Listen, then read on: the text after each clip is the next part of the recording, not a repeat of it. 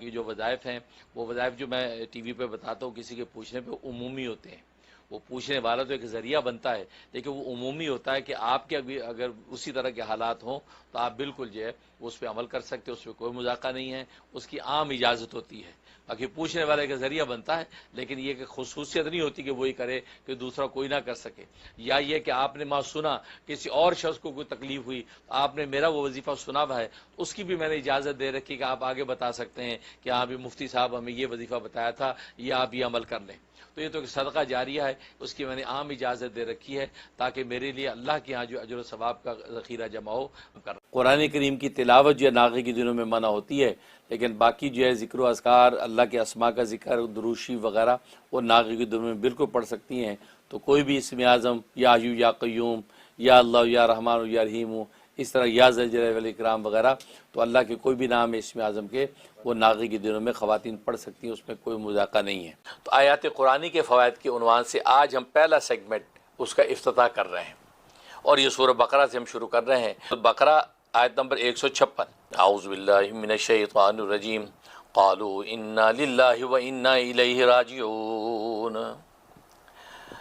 تو وہ کہتے ہیں ہم تو اللہ ہی کا مال ہیں اور ہم اسی کی طرف لوٹ کر جانے والے ہیں. اب آپ جانتے ہیں کہ انا للہ و انا الیہ راجعون کا جو کلمہ کتنا معروف ہے, کسی بھی مصیبت کے وقت, خاص طور پہ موت کے وقت پڑھا جاتا ہے. اس میں عجیب و غریب تاثیر ہے کیونکہ اس کے اندر یہ کہا گیا کہ ہم اللہ ہی کا مال ہیں اور اللہ ہی کی طرف لوٹ کر جانے والے ہیں. کیونکہ اس سے پہلی آیت میں اللہ تبارک و تعالیٰ نے مختلف مصائب کا ذکر کیا جو انسانوں پہ آتی ہے, کہ فقر ہے, کہ خوف ہے, کہ دیگر جو مصائب ہیں, سارے مصائب ذکر کیے. اور اس کے بعد کا وہ بشیر صابرین, صبر کرنے والوں کے لیے بشارتیں ہیں. اور ان صبر کرنے والے جو ہیں ان کے اوپر جب کوئی مصیبت پڑتی ہے تو وہ یہ کہتے ہیں انا للہ و انا الیہ راجعون. وہ صبر کرتے ہیں اور یہ کہتے ہیں ہم اللہ ہی کا مال ہیں, اگر یہ ہمارا پیارا اللہ کے پاس چلا گیا ہے تو ہم نے اللہ ہی کے پاس چلا جانا ہے, ہم سب اللہ کے ہیں. تو یہ گویا کہ یہ بات کہتا ہے. تو یہ جو آیت ہے, اس آیت کے ٹکڑے میں بڑی تاثیر ہے گم شدہ چیز کے لیے. کوئی چیز آپ کی گم ہو گئی ہے, اب اس کے لیے آپ پریشان ہیں, گم شدہ چیز جو ہے وہ مل جائے. اس کے لیے ہے کہ آپ اس کو 101 دفعہ اس آیت کا ورد کریں, 101 دفعہ اس آیت کا ورد کریں. اول آخر جو ہے 11 مرتبہ درود ابراہیمی بیٹھ کے ایک جگہ پہ 101 مرتبہ انا للہ و انا الیہ راجعون, انا للہ و انا الیہ راجعون 101 دفعہ پڑھیں. پڑھنے کے بعد دعا کر لیں کہ یا اللہ میری جو گمشدہ چیز ہے وہ مجھے مل جائے. یہ دعا کر کے آپ اس کو تلاش کرنا شروع کریں, انشاءاللہ بہت جلدی وہ چیز آپ کی مل جائے گی. اگر نہیں پہلے دن ملی, دوسرے دن پھر کریں, 3 دن آپ یہ عمل کریں, انشاءاللہ 3 دن میں آپ کی گمشدہ چیز مل جائے گی. یہ بہت مجرب ہے.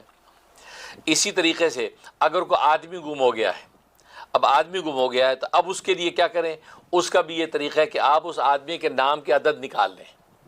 اس آدمی کا نام مثلا علی ہے, علی ہے, محمد علی ہے, تو علی کے 110 بنتے ہیں, محمد کے 92 بنتے ہیں. 110 اور 92 کو جمع کر لیں, ٹوٹل کتنا بنا, اتنی تعداد میں آپ جس کا ورد کریں روزانہ اس کا ورد کریں. اول آخر 3 مرتبہ درود ابراہیمی پڑھیں اور پڑھ کے جو گمشدہ جو بھی ہے, بچہ گم ہو گیا ہے, بھائی بہن گم ہو گیا ہے, یا ماں باپ میں سے کوئی اغوا اور گم ہو گیا ہے, تو جب اس کی دعائیں کرتے رہیں. 21 دن پابندی سے کریں, انشاءاللہ اس کا سراغ مل جائے گا کہ وہ آدمی کہاں ہے, انشاءاللہ اس کی خیر پتہ چل جائے گی.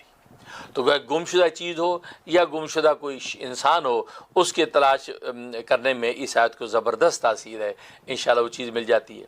اور اگر وہ چیز بالفر خدا نخواستہ نہیں ملی تو اس سے اعلیٰ اور عمدہ چیز اللہ تبارک و تعالیٰ آپ کو عطا کر دیتے ہیں.